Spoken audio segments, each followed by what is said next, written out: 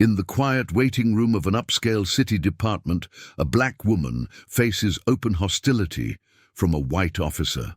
The room watches, silent but complicit, as the woman is disrespected and humiliated. But her reaction, a quiet calm, a single line, shifts the energy. Something is coming, and no one in that building is ready. We don't process people like you here. The officer didn't lower his voice, didn't even bother to look up from his clipboard. His voice cut through the sterile hum of the lobby, bouncing off glass panels and polished tile. A few heads turned, most didn't, but everyone heard it, including her. She stood quietly at the counter, tall, slender, maybe mid-50s, a crisp grey coat buttoned all the way up, her scarf neatly knotted, hands gloved in soft leather.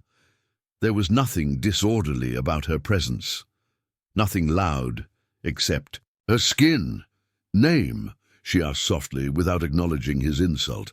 The officer, whose badge read Cooper, finally looked up. His eyes scanned her like a barcode he didn't want to scan. "You deaf too?" he snapped. "I said we don't process people like you." From across the room, a young white man in a hoodie glanced up from his phone. A black janitor paused. Mid-mop, an old woman near the window adjusted her glasses but said nothing. The woman remained still, calm. She placed a small folder on the counter. "I have a scheduled appointment," she said. "Judge Reynolds, 10 a.m. Cooper scoffed. "A nice fantasy. You can wait there till the world ends, lady." He picked up his walkie-talkie and muttered something into it, laughing quietly as he did. She turned, walking to the waiting chairs without protest. Every step she took was precise, controlled. Her heels clicked softly against the tile, not rushed, not hesitant. She sat, and then she waited. The silence that followed wasn't comfortable. It was loaded. People peeked at her from over their phones, from behind magazines. She didn't shift, didn't fidget, just looked straight ahead. 15 minutes passed, then 30. Finally, the glass doors slid open. A uniformed officer walked in, black, early 40s, with a presence that was all authority. His badge gleamed, his jaw was tight. "Ma'am," he said, voice low but reverent, "I'm Lieutenant Harris. Sorry for the delay. We're ready for you now." The quiet woman stood. Cooper blinked. "Wait, she's the one you're here for?" Harris turned slowly. "Yes," he said. "She's the guest of honor. You got a problem?" Cooper stepped back instinctively. I didn't know." "You didn't ask," Harris replied. The woman gave Cooper one last glance, not angry, not loud, just a whisper of dignity in a world that tried to erase it. Then she leaned forward, voice barely above a breath. "You should Google me?" And then she walked through the door marked "Authorized Personnel Only." Cooper stood frozen. Behind him, the janitor finally spoke. "You messed up badly, man." The doors closed, and with them, so did the last moment before everything in Cooper's life began to unravel. The elevator ride was short, but in Cooper's mind, it stretched into eternity. He stood stiffly behind Lieutenant Harris, eyes glued to the glowing numbers above the doors. Floor 3, Floor 4, Floor 5. The metal box hummed around them. No words were exchanged, just air, filled with unspoken tension. Ding! They stepped out onto the restricted floor, the kind of place where silence walked in polished shoes and respect hung in the air like perfume. The carpet here didn't squeak, the walls were soundproof, and the people inside knew names most officers never heard. Cooper followed Harris reluctantly, his badge suddenly feeling heavy on his chest. They reached a frosted glass door with black lettering, "Interagency Task Conference. Confidential access only." Harris knocked once and pushed it open. Inside, seated at a sleek obsidian table, was the same woman Cooper had humiliated, now without her coat, revealing a navy suit so sharply. Tailored it looked like armor. Her posture was straight, her gaze is still calm, but now it carried weight, and beside her, Judge Reynolds himself. "Yes," Reynolds was saying, "her insight on this matter is essential. She's one of our most experienced external advisors." Cooper's breath caught. "Advisors?" Judge Reynolds turned. "Officer Cooper," he swallowed. "Sir, please explain why one of our consultants was forced to wait 45 minutes in the lobby. I didn't know who she was. I just thought—" "You thought wrong," Reynolds interrupted, tone neutral but deadly. "And you let your assumptions humiliate someone with more credentials than anyone in this building." Cooper's lips parted, but no sound came. Harris didn't look at him. He simply nodded to the judge, then turned and walked out, letting the silence strangle what was left. The woman looked up, not angry, not triumphant, just observant, as if she'd seen this exact scene play out 1,000 times before. Judge Reynolds sighed. "You'll be reassigned to desk duty until this is reviewed. You're dismissed." Cooper nodded stiffly and left. Heat rising up his neck. Back downstairs, the whispers had begun. "He's the one who mouthed off to her? Bro, she's on some government task force. I heard she used to be a federal something." No one had the full story, but everyone could feel the shift. The black janitor passed by and muttered under his breath, "Tables turn, man. They always turn." Upstairs, the woman remained seated. "Do you want to file a complaint?" Reynolds asked gently. "No." He tilted his head. She finally spoke, voice composed. "Complaints don't change systems. Accountability does." Reynolds nodded slowly. "Your patience always humbles me." She looked at him with a faint smile. "It's not patience. It's preparation." Outside the window, the sun peeked through, layers of cloud casting light on her expression, one that held storms beneath stillness. She wasn't here to make noise. She was here to make change. The precinct coffee machine sputtered, half alive, spitting weak coffee into a chipped mug. Officer Cooper stood beside it, pretending to care about the liquid more than the murmurs around him. No one made eye contact anymore. Not Smith from the night shift, who once laughed at all his jokes. Not Reyes, who always slapped him on the back during patrol switch. Even Stevens, who used to copy his reports word for word, gave him a silent nod, and nothing more. The silence was worse than outrage. It meant they were distant. It meant they smelled blood.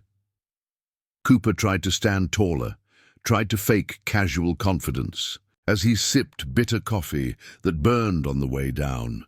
He needed to act like none of it mattered, that she didn't matter, that it was just a misunderstanding, but she had looked at him once, and that was enough. There was something in her gaze, something that made every muscle in his neck tighten, something that whispered, "You have no idea what's coming."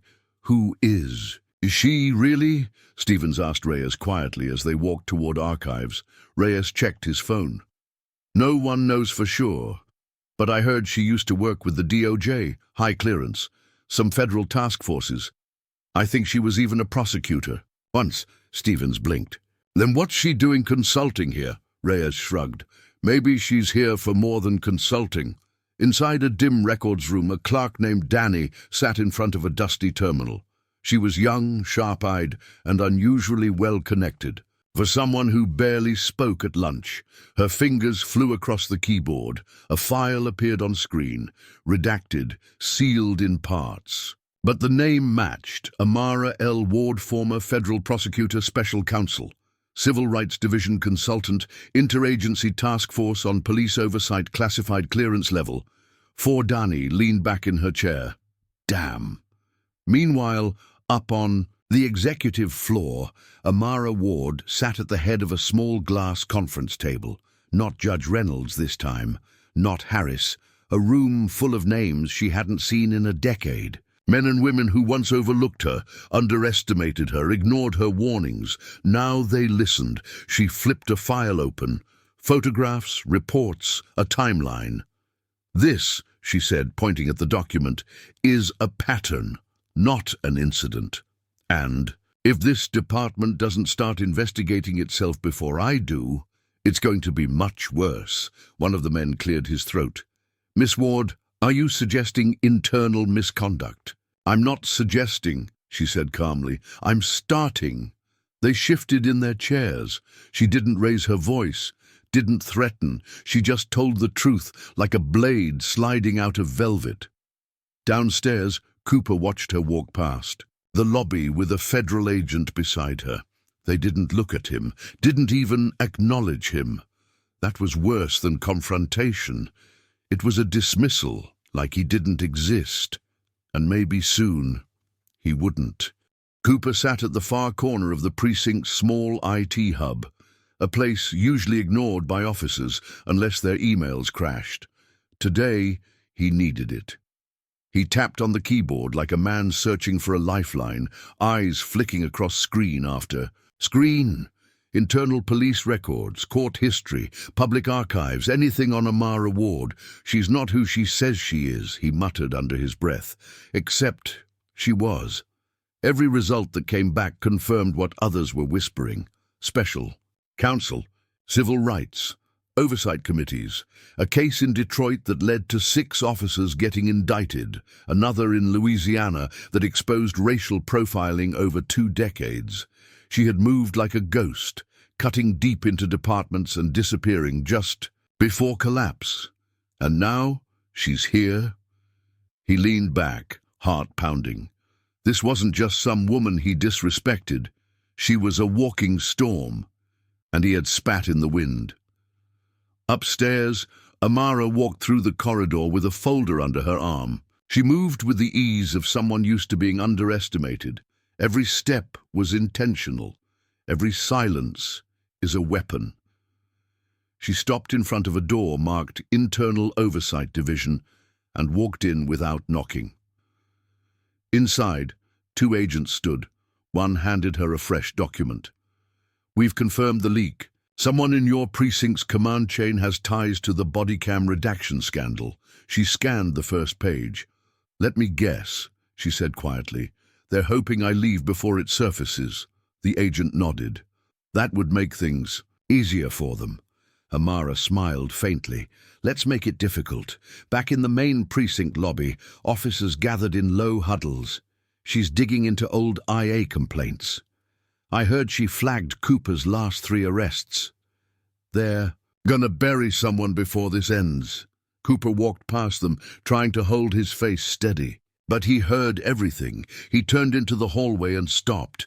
She was there, coming straight toward him, calm, alone.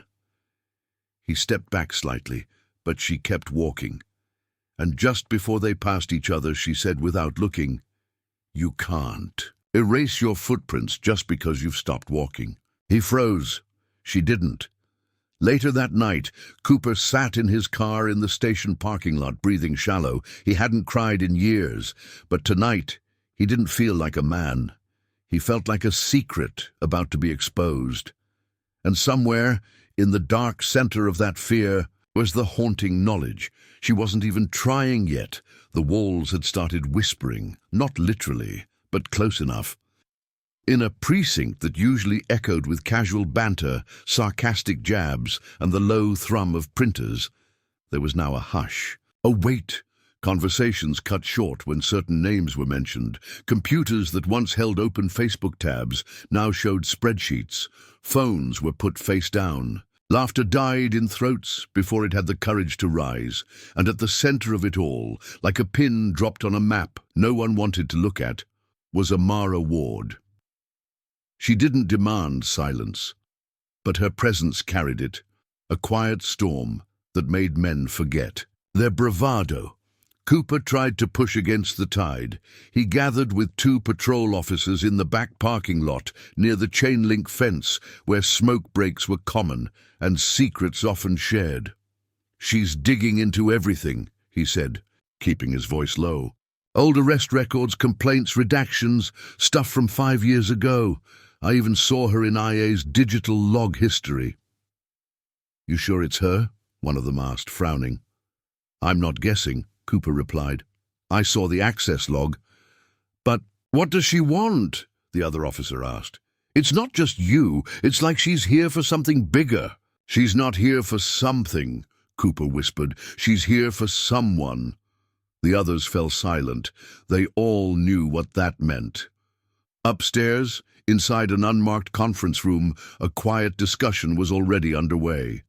Amara sat with two men from Internal Affairs and a woman from the city's Office of Public Accountability. On the table were 3 sealed folders, each one containing a name and history. One folder was labeled Cooper, B. Another, Martinez, L. The third was blank, but Amara knew who it referred to. She opened the first, multiple entries. 3 civilian complaints, 1 internal report that was never followed up on, a redacted footnote. She tapped it. This, she said, was sealed without cause. I want it reopened. The IA officer shifted uncomfortably. That would mean revisiting use of force records from 3 years ago. The union— I don't work for the union, Amara interrupted. The woman from OPA nodded slowly. We'll begin the override process. Amara leaned back in her chair. She wasn't angry. She was exact, and every move she made was tightening a net around names that had lived untouched for years. At 6:47 p.m., Officer Cooper received a text message on his personal phone. Unknown number. You need to stop digging into her. She's not who you think. She's worse. Way worse. He stared at it. His fingers hovered over the keyboard. Who is this? No reply came. Not that night. Not the next morning. But by then, the silence had its own message. Someone inside didn't want her touched, which meant someone inside already knew what was coming. Down the hall, Amara stood at a bulletin board where public service flyers hung untouched. One flyer was peeling at the edge. Another was faded from sunlight. She pinned something between them. No one saw it at first, but eventually someone walked by, then another, then another. The paper read, "Justice doesn't knock. It enters," and beneath it a single name was written in red ink. The Internal Review Committee begins May 4th. It wasn't a threat, it was a promise. The precinct felt like it was underwater. Everything moved slower. Conversations were shorter. Smiles rarer. Even footsteps, normally sharp and careless, were now soft, cautious, like each step might set off a mine. The break room, once buzzing with low-budget laughter and leftover donuts, now stood still. Nobody cracked jokes. Nobody dared ask, "What's in for lunch?" because everyone was choking on something else. Fear. It had entered the station with Amara Ward and settled itself like dust in every corner.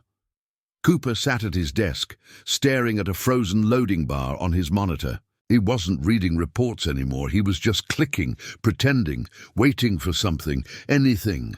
He felt like a man drowning in concrete. His old allies had gone quiet. Sergeant Munro hadn't texted him in days. Officer Patel avoided eye contact. Even the captain had started spacing out during meetings. And worse, every time Amara passed him in the hallway, she didn't look at him.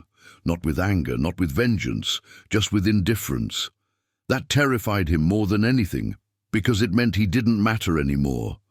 And he used to matter. In a quiet records room 2 floors above, Amara met a man who didn't speak her name. He stood by the shelves, hands trembling. "I can't stay long," he whispered. "If they see me with you—" She didn't respond. She let the silence stretch, and eventually he broke. It was 2 years ago, a traffic stop. We were told to redact the dashcam footage because it showed a use of force violation. It wasn't even subtle. They told us the suspect resisted. He didn't. He begged. Amara blinked once. He continued, voice cracking. "Cooper was the lead. I was on the back end. I didn't fight it. I just did the paperwork." She finally spoke, soft as dusk. "Why are you telling me this now?" He looked up, eyes glassy. "Because I saw what he did to you. And if I stay silent again, I'm just as bad." Amara nodded once. "Name? Officer Lane. Internal Affairs Processing. Go home. You'll be contacted discreetly." Lane turned to leave, hesitated, then looked back. "You're going to bring this whole place down, aren't you?" She didn't answer. She didn't have to. Her silence was a yes. That evening, Cooper walked past the lockers when he saw it. A note, plain white, taped to his. One sentence. "She knows everything." He ripped it down, heart pounding, looked around. No one was there, but the paranoia had begun eating him alive. Across the street, from a second-story window, Amara watched the station. She didn't move, didn't blink, didn't speak. She simply watched. The storm wasn't coming anymore. It was here, and it wore heels and carried a file thicker than anyone's lies. The station's air was heavier than ever. It wasn't the humidity. It was a shame. It clung to the walls, sat between conversations, lingered in stairwells. No one said her name out loud anymore, not because they didn't know it, because it had weight now, like a gavel before it strikes. Amara Ward. She had gone from that woman in the coat to something unspoken, a presence that hovered. Every time she entered the room, it was like the air dropped 10 degrees. And still, she never raised her voice. She didn't have to. Everyone else was loud enough, inside their own heads. That morning, a manila envelope appeared on Amara's desk. No name, no sender, just her initials, handwritten on the front. Inside, a single USB. She plugged it into her secured laptop. The video opened with static, then a dashboard cam, shaky, grainy, nighttime. Headlights, 2 officers approaching a vehicle. A young black man inside, hands on the wheel. Calm, cooperative. One officer, clearly Cooper, yelling. The man said, "I haven't done anything." Then the passenger door ripped open, the sound of fists, a voice yelling, "Stop resisting!" Even though the man wasn't. Then it cut to black. Amara leaned back in her chair. This wasn't the only one, and if she had this one, more would follow. Cooper saw her later that day, alone in the elevator. He hesitated, but stepped in anyway. She didn't acknowledge him. "Where'd you get that footage?" he asked, voice tight. She remained silent. "You think you're gonna destroy everyone here just to make a point?" She turned her head slowly. Finally, I looked at him. "No," she said, "I'm not here to make a point." He frowned. "Then what?" "I'm here to make history remember." The elevator stopped. She stepped out. He stood alone, and in that empty elevator he saw it, what he had refused to believe. He wasn't the hunter anymore. He was prey. Meanwhile, Amara sat with the oversight committee that evening. The video played on a projector. "No." One blinked. One of the board members turned to her. "Where did this come from?" "Anonymous source," she said calmly, but clearly internal.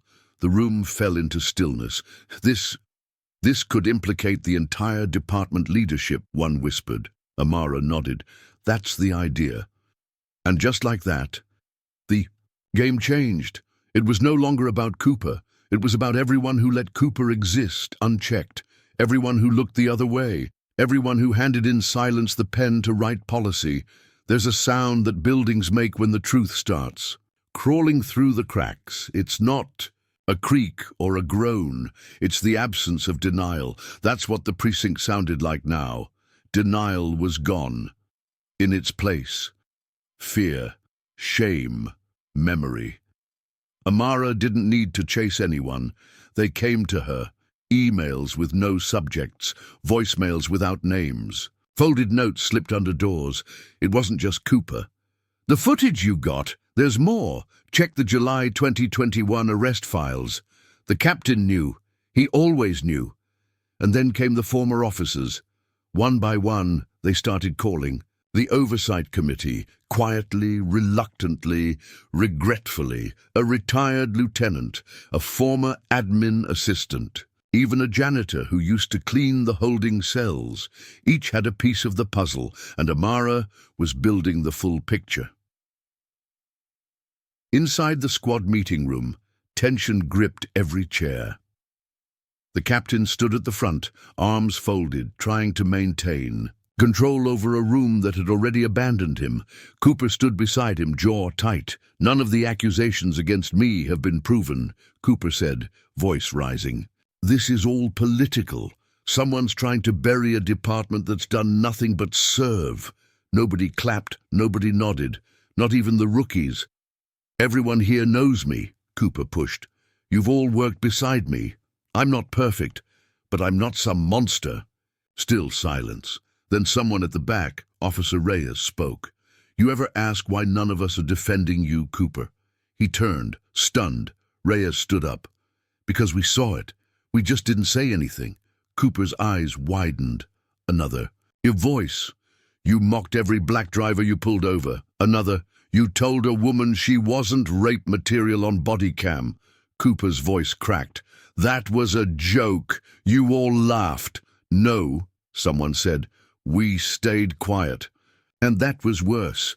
Outside the room, Amara stood beside Harris, watching through the glass. "You didn't even need to speak," Harris said quietly. Amara looked straight ahead. "No," she whispered. "They just needed to hear themselves." That evening, she received another envelope. Inside was a flash drive and a note, just 4 words. "This one ends it." She didn't smile, she didn't cry, she just plugged it in and began to watch, because endings, in her experience, always came dressed like beginnings. Amara watched the footage in silence. No blinking, no notes, just the screen, the speakers, and truth bleeding through every pixel. The video began inside a dimly lit holding cell, angled from a security camera most assumed had been broken during that time. It wasn't. The timestamp was old, almost 5 years. A young black man, maybe 21, sat on a steel bench. He was handcuffed to the wall, breathing unevenly, shirt torn, lip busted. Enter Officer Cooper, uniform unwrinkled, expression cold. The footage had no audio, but it didn't need it. Cooper leaned in close, said something with his mouth twisted in a sneer. The man flinched, then Cooper slapped him, not once, not twice, 3 times, methodically, as if he had done it before, as if no one had ever told him he shouldn't. Then he walked out of frame. The man was left shaking. Amara paused the video. She sat still. Not as an investigator now, as a black woman, as someone who had grown up watching people excuse this, hide it, package it in protocol. She closed the laptop slowly, then picked up the phone. "Schedule the DOJ presentation," she said. "This week." A pause on the other end. "It's ready?" they asked. "It's over," she replied. By noon the next day, the footage had made its way to every office inside the precinct. No one officially shared it, but it moved, phone to phone, whisper to whisper. The break room went silent. The squad cars stayed parked longer. The captain's office door stayed closed and the blinds drawn. 3 officers resigned by 2 p.m. Another requested immediate medical leave. Internal Affairs had begun clearing out 2 hard drives from the evidence room, drives that had been missing since 2020. They were suddenly found in a locked desk. No explanation. Everything was collapsing. Cooper walked into the hallway like a ghost of himself. His face was pale, hair uncombed, shirt half-tucked. As he passed through the main corridor, a group of rookies parted without a word. Not out of respect, but distance. They didn't want to be seen near him. They didn't want his downfall to splash on them. One of them, young, Latino, probably still training, muttered as Cooper passed. "Power really doesn't mean nothing when it's built on silence." Cooper didn't react. He couldn't. His body was still moving, but his soul, that had been taken by a flash drive. That evening, Amara sat alone in her temporary office, papers stacked neatly. Flash drives labeled in order, notes in shorthand. Tight, efficient, lethal. She didn't gloat, didn't celebrate. This wasn't a victory. This was a cleanup. The real victory would be in preventing it from happening again. She opened one final document. Submission. To U.S. Department of Justice, Federal Review, Precinct 47. She typed the last paragraph. This is not about individual bad actors. This is about a structure that allowed abuse, rewarded silence, and mocked accountability. This is about culture. And culture, unlike people, doesn't retire. She signed it, Amara L. Ward, Civilian Oversight Lead, Independent Federal Counsel. Then she hit send to outside. The precinct lights flickered. A storm was rolling in. But this one wasn't weather. It was a consequence, and it was coming for everyone who had once believed they'd never be caught. The sound wasn't loud, no alarms, no yelling. Just the low hum of engines and the soft tread of polished shoes on linoleum. But still, everyone heard it. 4 sleek black sedans pulled into the precinct parking lot like shadows dragging sunlight behind them. Doors opened in silence. Suits emerged like chess pieces coming to end the game. Inside, Sergeant Monroe looked up from his desk. His pen stilled. A nervous twitch flickered beneath his eye. "Who called the mayor?" He asked no one in particular. Nobody answered. Because by the time the first federal agent stepped through the doors, it was already too late. "This precinct is now under immediate federal review," the lead agent declared. "All personnel are to remain in the building. Effective now, this facility is under Department of Justice oversight." He held up the authorization letter like a sword. The badge clipped to his coat said, "Justice Division, Civil Rights Enforcement." That was when the station shattered, not physically but in spirit. Computers were shut down, USB ports sealed, lockers opened, filing cabinets tagged and locked. Phones started vibrating in desks. Messages came fast and confused. "What's going on? Are we getting raided? Someone's about to go down." In the middle of it all, walking as if she'd seen this exact movie play out before, was Amara Ward. Not flanked. Not guarded, just a present, and that was more than enough. She moved through the building like memory made flesh, like truth come to collect. Behind the front desk stood Cooper, jaw tight, veins bulging at the neck. His hand gripped the desk like it might float away without him. "You did this," he hissed. Amara looked at him, not down, not up, just at him, and in that second, he felt something unfamiliar pierce his chest. Shame. "No," she said calmly. "You did." She walked past. That silence? It didn't just sting, it erased him. The command center went first. 2 agents opened drawers with gloves. Another walked directly to the secure server room, producing a separate override key. "No one touches these machines until our forensic team arrives," he said without emotion. A young officer looked at his captain for guidance. The captain blinked. "You heard him." There was no order to give. Power had left the room. Cooper stumbled into the hallway. His breathing had changed. Faster, shallower. He passed by 3 rookie officers, kids, barely 6 months on duty. Their conversation halted as he passed. One of them stepped back, bumping into a water cooler. No one greeted him. He wasn't one of them anymore. He was a headline waiting to happen. In the locker room, he sat down, heart pounding, opened his phone, called his union rep. Voicemail, then his private lawyer, straight to voicemail. No one wanted to be attached to him now. He threw the phone against the wall. It shattered. Then, a knock. The door creaked open. Amara stepped in, composed as ever. "What are you doing here?" he snapped. "I could ask you the same thing." He glared. "You think this makes you righteous?" "No," she said simply. "It makes me right." He stood up too fast, fists clenched. "I gave this place 12 years of my life." "You didn't give it anything," she said coldly. "You took. You were humiliated, suppressed, and erased. And you were helped." She stepped closer. "You used your badge like a shield and a weapon, and now the shield's gone." He opened his mouth, but she cut him off. "You want to know the real reason they're not protecting you?" He hesitated. "Because they were never loyal to you. Just to see what you covered up, and now you can't cover anything?" Her eyes sharpened. They'll throw you to the wolves, then feed your story to the press like you were a lone mistake.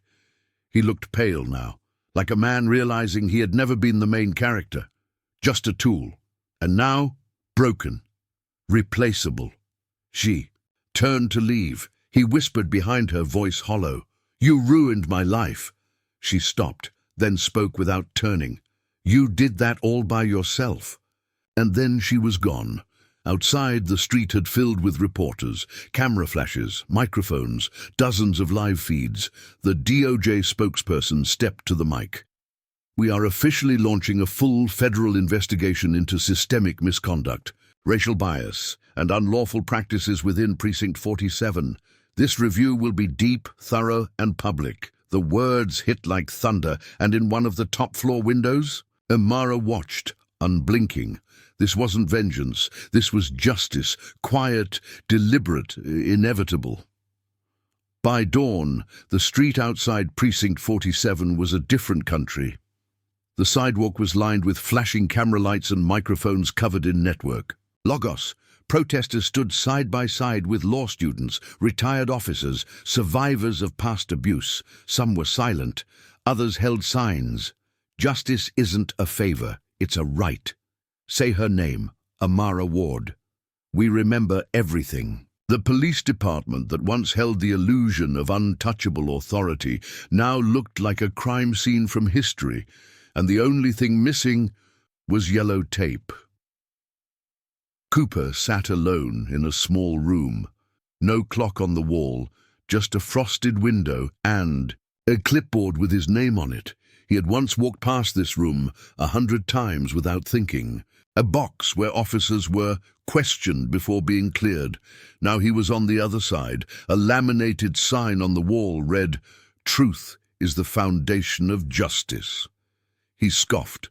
For 12 years it had meant nothing. A slogan, a sticker, a piece of meaningless print. Now it felt like a prophecy. The IA officer walked in. No handshake, no greeting. "Let's begin." Cooper nodded slowly. "State your full name and rank." "Brian Cooper, former patrol supervisor. Describe your relationship with Officer Lane, Officer Martinez, and Sergeant Monroe." Cooper blinked. "They were part of my team." "Were. You aware of their misconduct reports?" "No, I heard things, but nothing official." The officer didn't react. "Are you aware that all three have filed sealed internal statements naming you as either complicit or directive in suppressing citizen complaints?" Cooper's eyes twitched. "What?" "They claim you instructed them to lose paperwork, delayed video footage, discouraged civilians from filing forms. Is that true?" He hesitated. "Officer Cooper, I never forced them. But you led them." Silence. "You normalized it, didn't you?" Cooper's throat tightened. "It wasn't about race, it was about control, about order." The officer's pen paused. "You think order comes from fear?" Cooper looked up slowly. "No," he said, barely audible. "I think I got used to it. To be the one who didn't have to answer. That time is over." Cooper nodded. His jaw trembled. 2 floors up, Amara stood in a conference room surrounded by Department of Justice officials and congressional observers. Her hair was tied back tightly, her suit sharp. No jewelry, no makeup. Just presence. The DOJ rep spoke first. "You've been invited to speak at today's public hearing, live-streamed, covered nationally. It's voluntary, but I'll do it," she said. The room shifted slightly. "You're certain?" "I didn't come here for silence." She closed the file in front of her. "I came to finish something." By 6 p.m., the courthouse chamber was at full capacity. Cameras mounted, live streams running. A screen outside the building streamed the proceedings to the crowd below. Everyone was there. Senators, civil rights advocates, officers from other cities, survivors, families of those who never saw justice. When Amara stepped forward, the crowd didn't cheer. They stood, not to celebrate her, but to witness her. She placed her notes down, didn't look at them once. Then she spoke. "I've been called a consultant, A whistleblower, a victim, a symbol. She paused. But I'm not here to wear titles. I'm here to remove masks. She scanned the room. This system did not fall overnight. It didn't crack open because of one body cam or one mistake. It rotted slowly, with help. Rot needs darkness, and this precinct gave it shade, gave it paperwork, gave it policies that sounded neutral but were written with the ink of centuries. Murmurs. Tension. She pressed forward. Power without humility is abuse, and silence in the face of abuse, that's how systems are built. She tapped the podium. For years I was told to wait my turn, to be patient, that the law would catch up to the truth. But the truth doesn't wait, her voice lowered, deeper. Some of you are here because you think the system can be fixed. Some of you are here because you're afraid it can't. But I'm here because I know what happens when you stop hoping and start documenting. She glanced at the screen beside her. It displayed the names of every complaint filed and buried in Precinct 47 over the last 10 years. There were dozens. I am not here to inspire. I'm here to remember. And to remind every officer, every administrator, every supervisor who ever told someone like me to stand down. She stepped closer to the mic. We were standing still because we were calculating the fall. Pin drop silence. She picked up her folder and nodded once. No mic drop, no smile, just legacy. That night, Cooper sat in the dark, watching the replay, on his couch, alone, still in the same clothes from the hearing. His gun was gone, his badge already. Mailed in, his friends unreachable. The screen played Amara's face, her voice unwavering. He touched the screen with his fingers. "Why didn't I see you before?" he whispered. But the truth was, he had. He just didn't look. And now, she'd made the whole world look. The case is closed, but the legacy is just beginning. Amara doesn't seek fame. She seeks transformation. As new laws are passed and the world watches, lives change. Cooper's fall continues, not with rage, but with reflection and isolation. Amara rises, not as a celebrity, but as a compass, and the chapter ends with a final truth. Real change isn't loud, it's lasting. The sun rose differently that day, softer somehow, as if the city itself had exhaled. For the first time in years, there was no shouting outside the courthouse, no clashing protest lines, no reporters screaming questions across barricades. There was a quiet hum, hopeful but cautious, like everyone was still trying to believe what they'd seen wasn't just a moment, but a shift. Amara Ward stood by the window in her office, holding a cup of untouched coffee. Her eyes scanned the street below, not for danger, but for meaning. 2 teenagers passed by, heads down, headphones in. One wore a hoodie that read, "Justice isn't loud, it's relentless." She smiled faintly. The words weren't hers, but the idea was. Her phone buzzed. It was a message from Harris. The City Council passed the Ward Act, unanimous vote. You changed the law. She didn't reply right away. Instead, she leaned back in her chair, staring at the message. She had fought for years to change policy, been dismissed, undermined, threatened, silenced, and now the city that once ignored her had written her name into law, not as a favor, but as a foundation. The Ward Act did what Amara had once been told was impossible. It required that every precinct form, an independent civilian oversight panel, publish all complaints within 14 days, redacted only for privacy, equip each patrol car with third-party monitored cameras, launch racial bias training led by civilian instructors, not the department, require anonymous audits of every arrest made.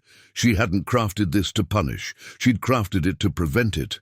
To make sure what happened in Precinct 47 would never, ever be normalized again. Not in her city. Not in her lifetime.